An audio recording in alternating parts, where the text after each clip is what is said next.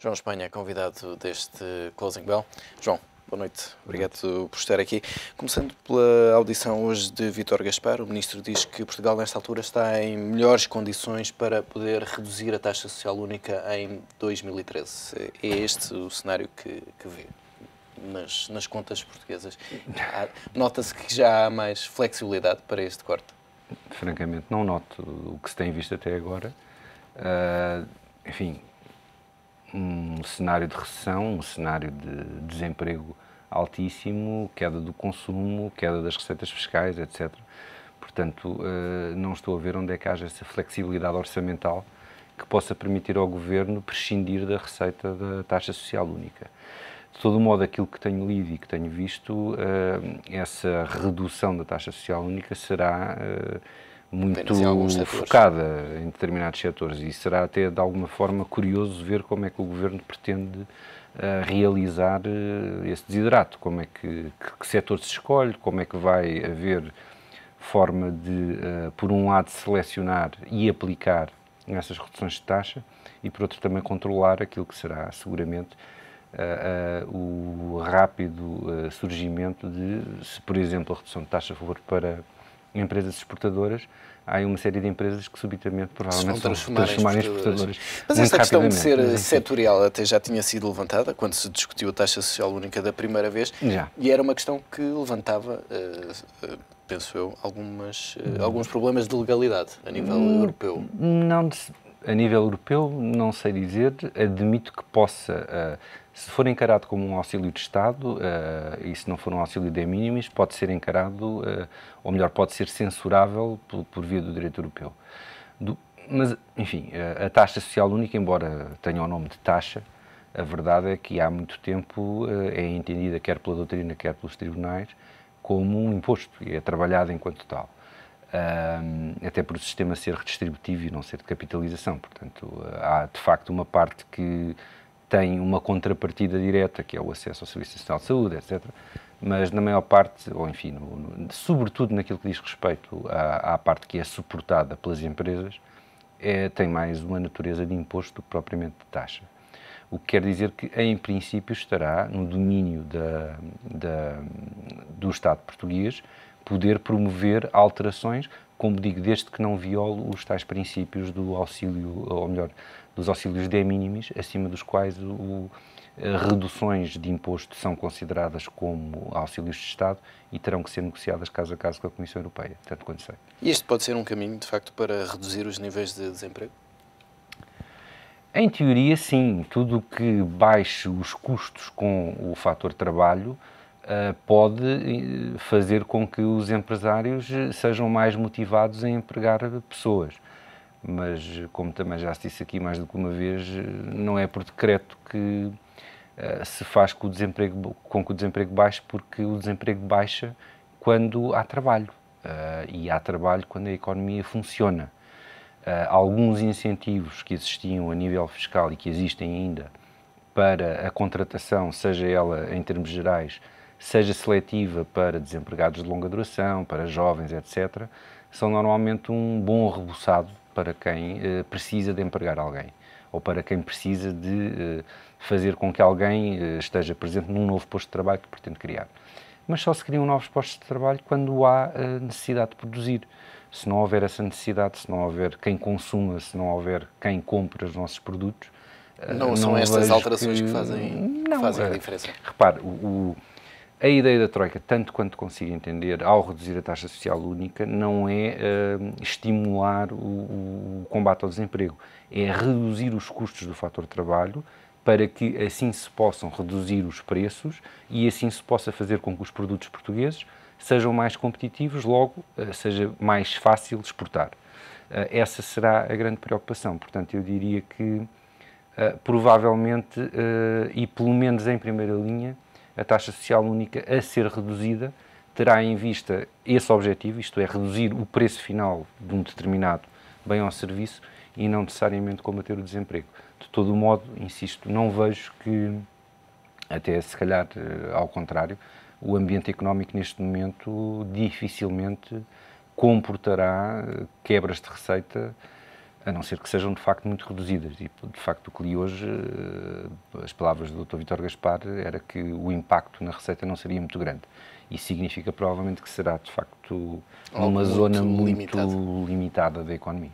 Falando de emprego, mas agora na função pública, a mobilidade especial vai voltar a ser analisada. É um conceito que não funciona, não faz sentido na função pública? Do que tenho assistido até agora, embora confesso que não seja muito a minha área de especialidade, mas o sistema já tem alguns anos e o seu sucesso, no mínimo, terá sido relativo. A peça que passaram há pouco falava em cerca de 1000 pessoas nessa situação. São pessoas que estão em casa a receber metade do ordenado, se não estou em erro.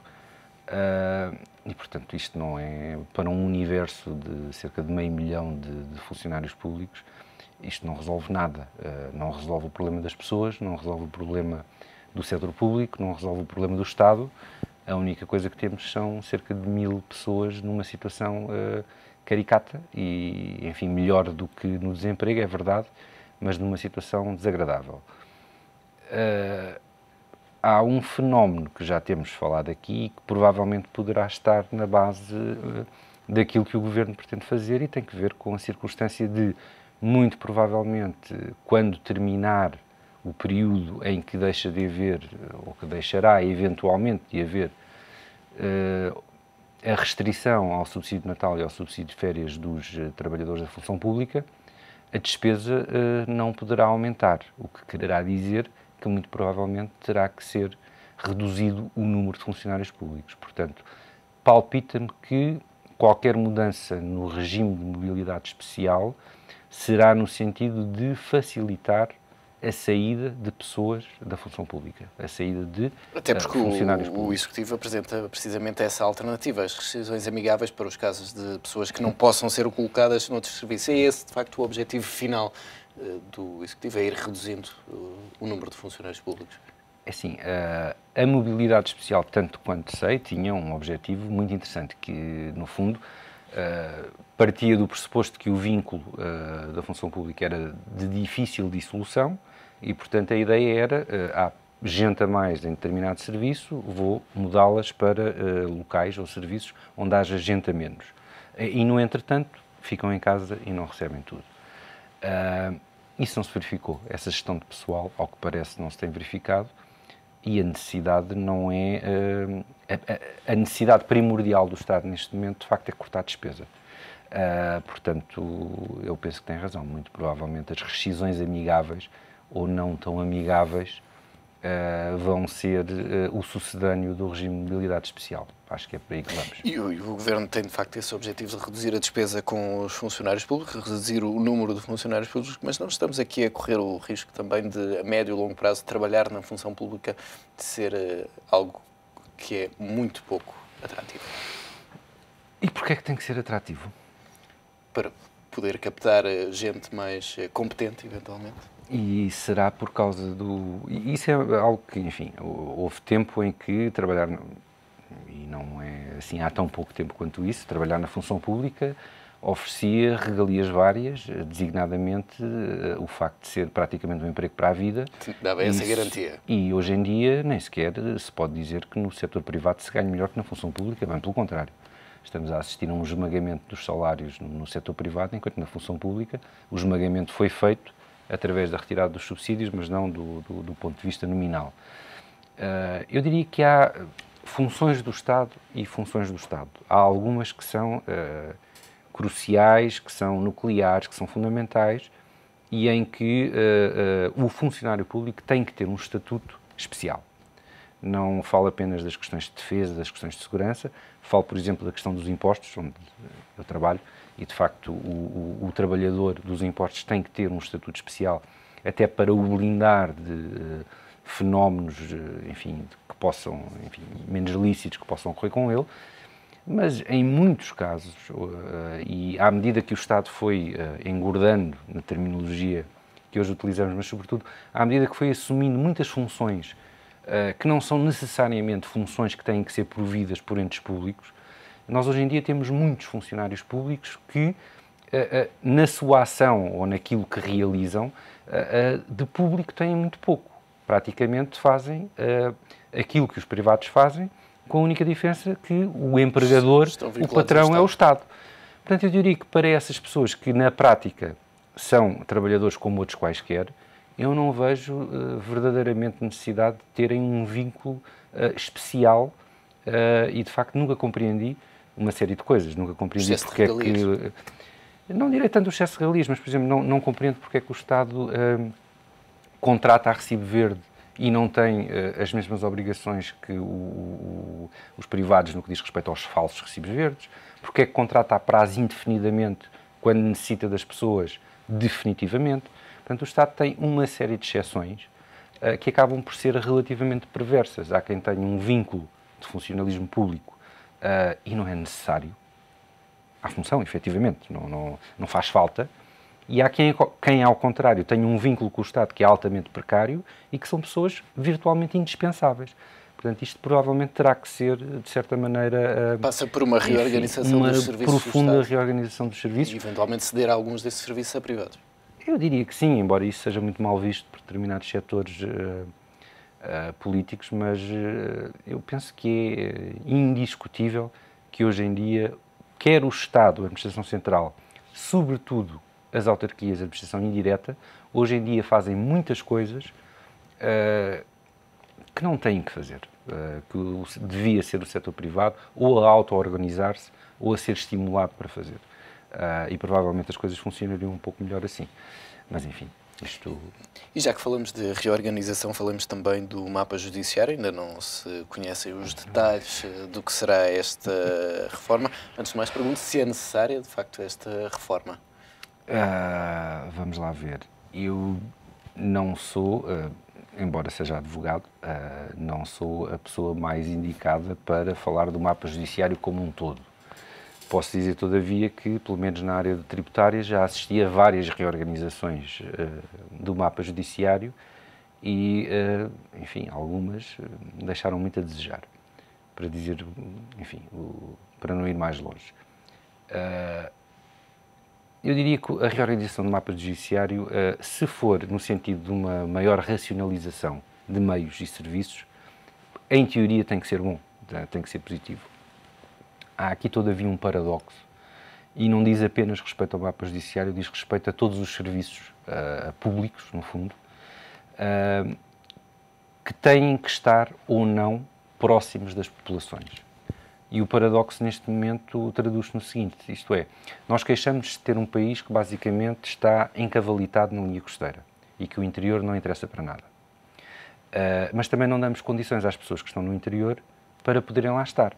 E a verdade é que lhes vamos retirando unidades de saúde, vamos retirando agora tribunais, vamos retirando, enfim, uma série de coisas que, em teoria, contribuiriam para fixar população.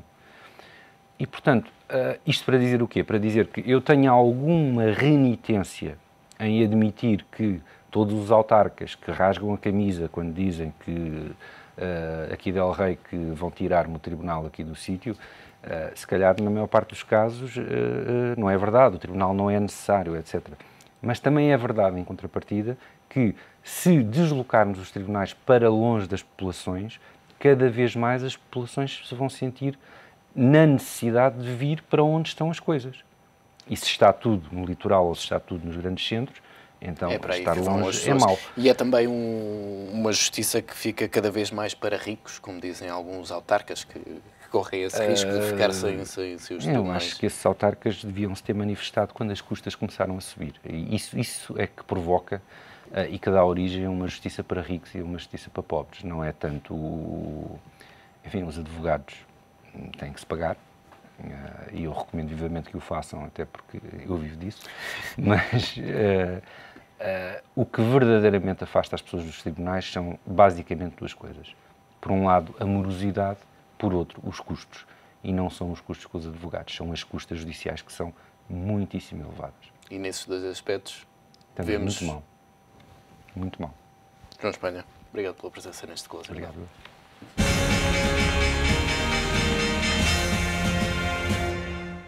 Durão Barroso quer uma união bancária a 27. O presidente da Comissão Europeia defendeu ontem esta proposta em entrevista ao Financial Times, mas a ideia já tem a oposição do Reino Unido e da Alemanha. Oficializado e analisado o pedido de ajuda à banca espanhola, é tempo para se olhar para o futuro. E foi a pensar nos tempos que hão de vir que Durão Barroso avançou ao Financial Times com a ideia de uma União Bancária Europeia sujeita a um superregulador, uma entidade que poderia surgir já no próximo ano, mas para isso Barroso alerta que é preciso dar um passo muito grande para uma maior integração do bloco europeu.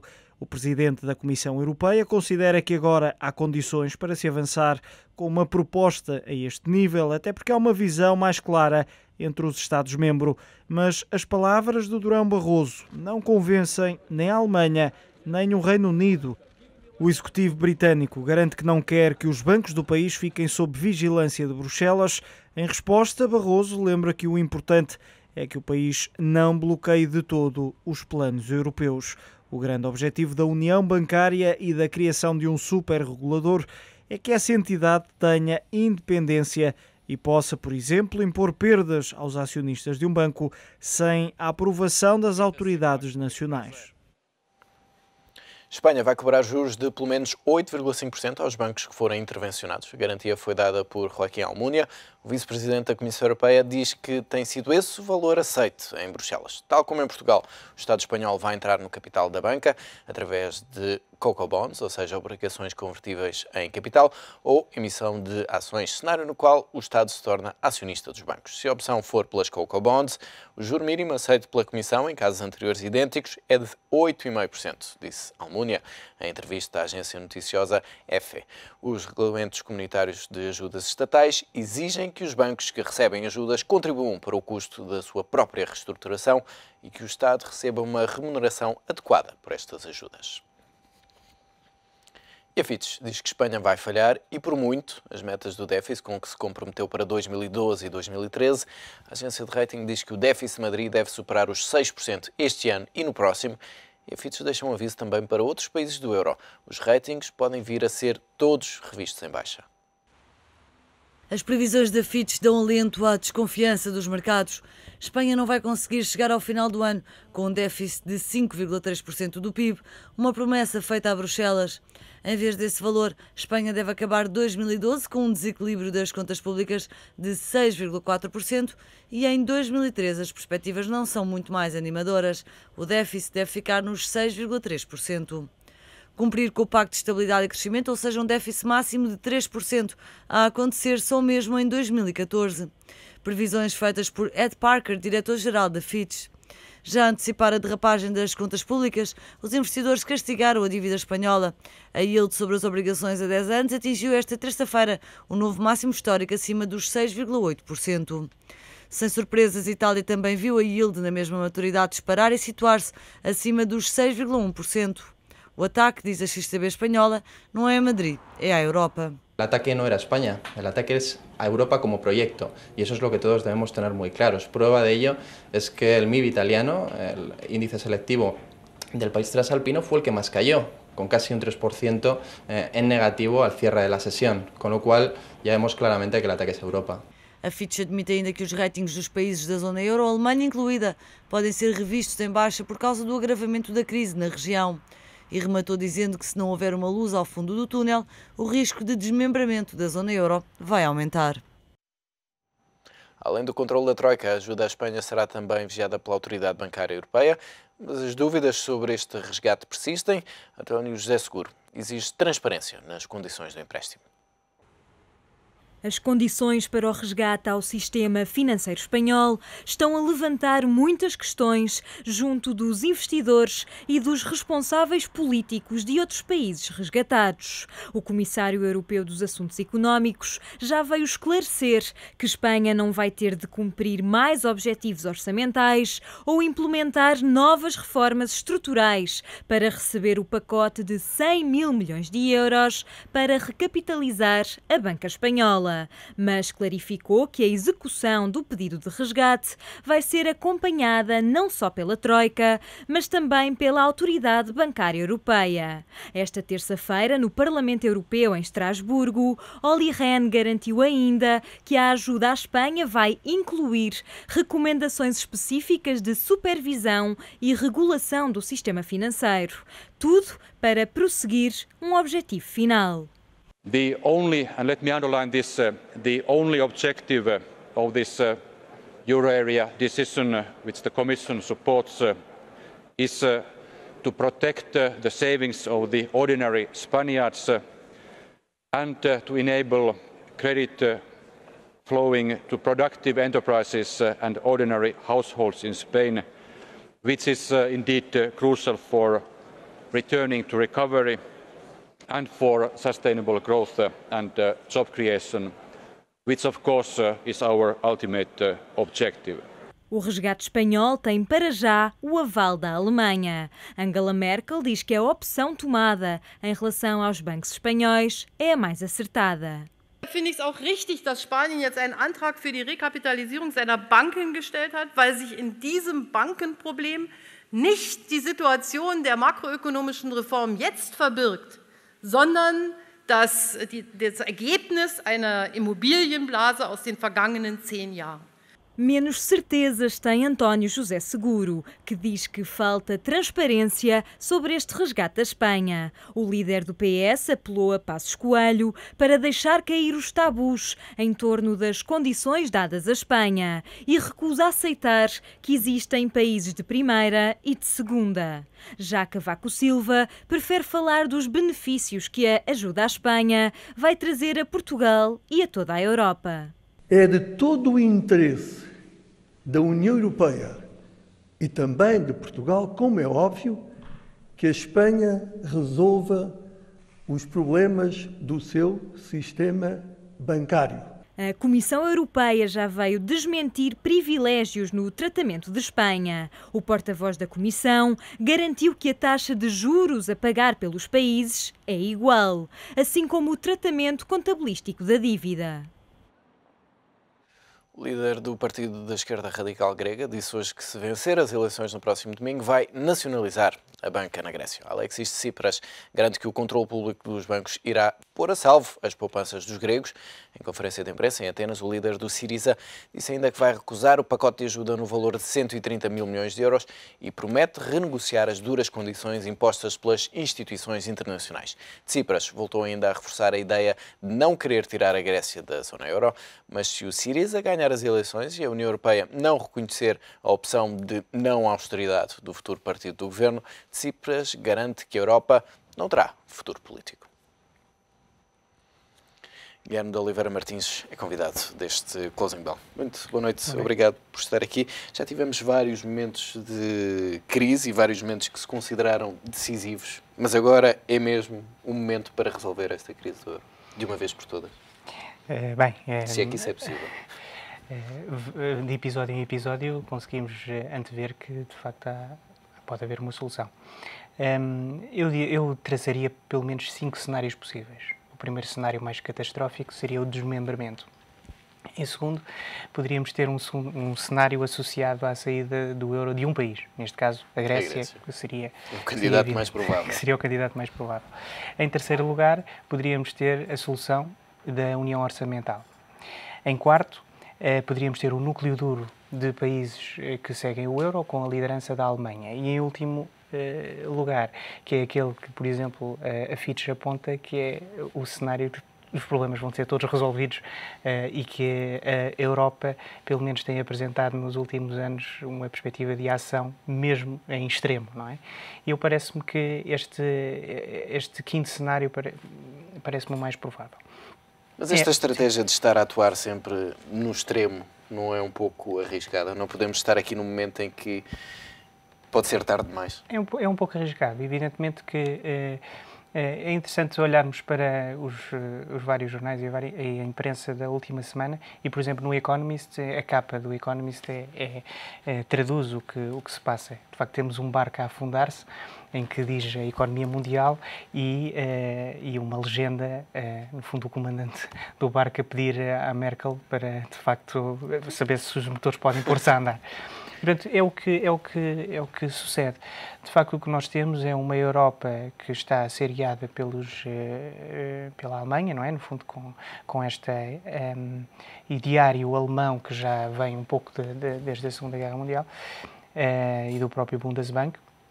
E esse ideário alemão permite retirar uma lição. de facto, não obstante haver uma crença cega nas taxas de inflação e na contenção da economia, olhando para o juro versus a inflação, o juro como regulador da inflação, o que os alemães e a própria Angela Merkel quer é, antes da solução dos problemas, há que ensinar os próprios Estados-membros a nadar. E, portanto, é isso que tem acontecido. Nós temos assistido um pouco aos vários Estados-membros, à sucessão dos vários problemas que têm surgido, e a Espanha não é o último caso, vamos ter com certeza outros, mas basicamente os Estados-membros o que têm aprendido é pelo menos a nadar algum estilo. Têm que saber nadar todos os estilos. E é isso que tem acontecido. Mesmo o caso espanhol, quando olhamos para o caso espanhol, eu consigo perceber o seguinte, que mesmo sendo pontual, é uma questão pontual. O valor de 100 mil milhões de euros é um valor exagerado em face das estimativas que têm sido apresentadas e de facto, o próprio... esta questão bancária está associada a um problema da própria bolha imobiliária.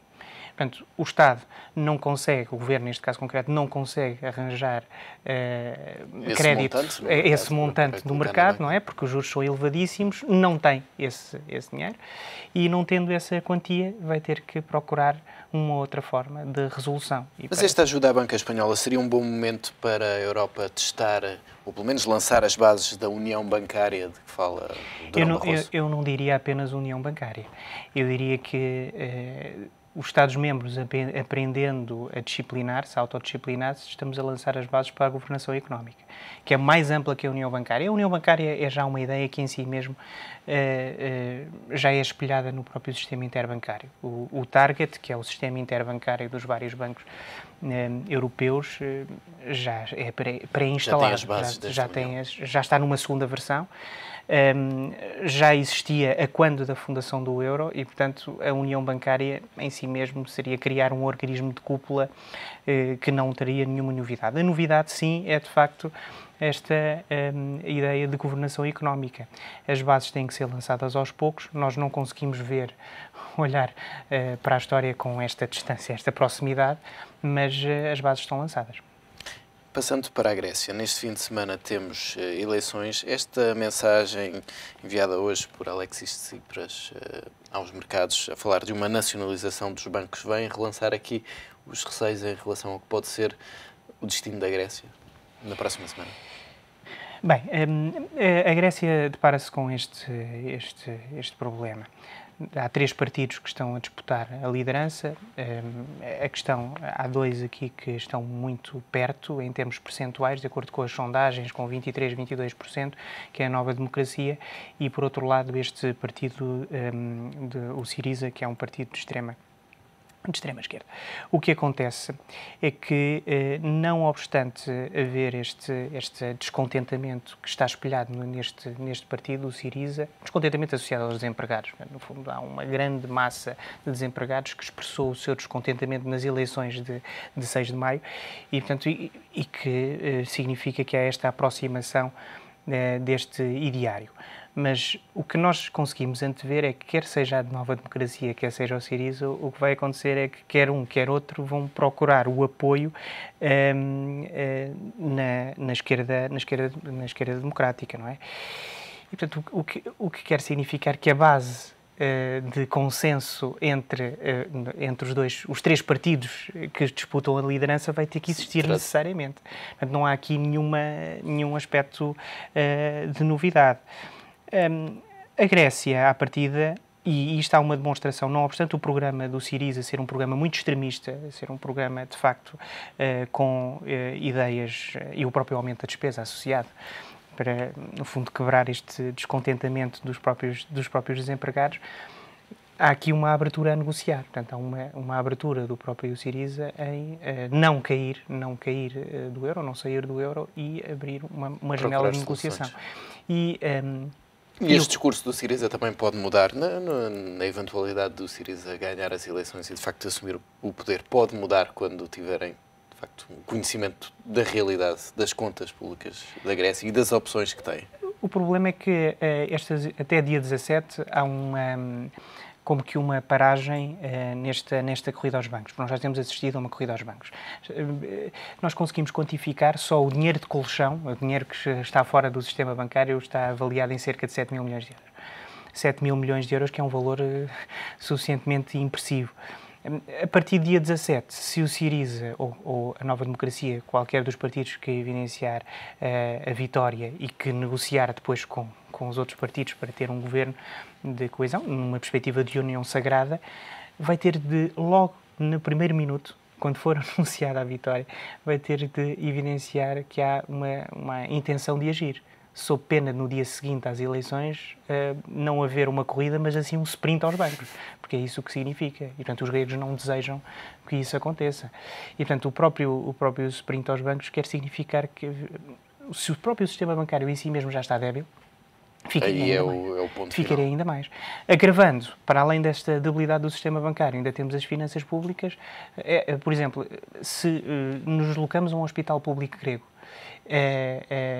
e se somos doentes crónicos, na realidade, os próprios médicos exigem que os próprios medicamentos sejam levados de casa, porque não fornecem os medicamentos. Isso quer significar que as necessidades mais básicas, não é, que já são evidenciadas num estado intervencionista, que se quer social, já estão postas em causa. Portanto, tem que haver aqui uma intenção de evitar o agravamento desta situação. Sob pena de cairmos então nos piores cenários que se podem traçar para o futuro da União Europeia. Regressando aqui à questão da União Europeia como um todo, hoje assistimos também a uma troca de palavras entre responsáveis da Áustria e o primeiro-ministro italiano. A Áustria dizer que muito provavelmente a Itália vai precisar de ajuda. Mário Monti diz que essas são declarações totalmente inapropriadas.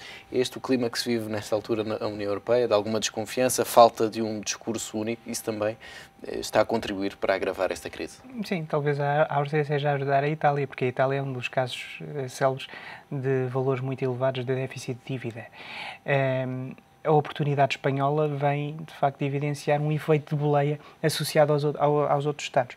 Mas há aqui também um aspecto muito interessante a propósito do contágio e desta ideia que é um pouco que transparece, não só na Áustria, mas fundamentalmente na Alemanha. Quando nós discutimos com o político alemão qual é que é a ideia quanto aos vários resgates que vão sucedendo, o político alemão fala num conceito económico que é o risco moral.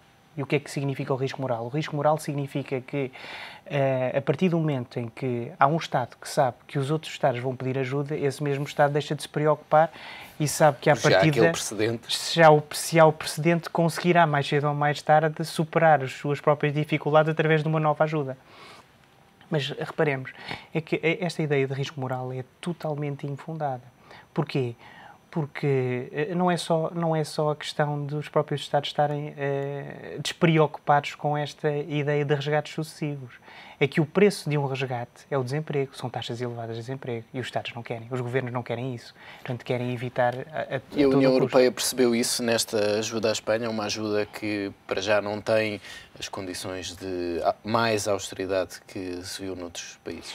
Não vamos discutir a natureza deste tipo de ajuda, porque é um resgate, sem dúvida. Aliás, não com a participação da Troika, mas com a participação de um quarteto, porque ainda temos a entidade... A Autoridade Bancária Europeia. A Autoridade Bancária Europeia. Portanto, será um quarteto, não uma Troika. Mas o que está em causa é precisamente um resgate, mas um resgate não dirigido a um problema de contas públicas, mas dirigido ao sistema bancário. Porque o que nós assistimos é que, basicamente, os outros tipos de resgates são dirigidos a déficits públicos com elevadas dívidas. E aqui é o caso contrário. Por isso é que depois, quando nós olhamos para a previsibilidade dos dados do déficit em Espanha, no final do ano, evidentemente que vão superar aqueles que estão previstos. Porque, de facto, o que o Estado está a fazer é tentar colmatar as questões associadas ao sistema bancário. Basicamente, garantir a poupança e os próprios depósitos efetuados. Portanto, há aqui uma questão de confiança. E eu também posso fazer essa comparação com o caso português. É com o caso português, o que nós temos vindo a assistir nos mês e meio, é que tem aumentado a poupança. E o aumento da poupança só significa uma coisa, é que significa que os mecanismos de austeridade e de sobriedade funcionam. E que há uma credibilidade no próprio sistema. Porque, se caso contrário... Estaríamos a assistir à tal corrida aos bancos. À corrida aos bancos. Guilherme de Oliveira Martins, obrigado pela presença neste Closing Bell. Até para a semana. Obrigado, até para a semana.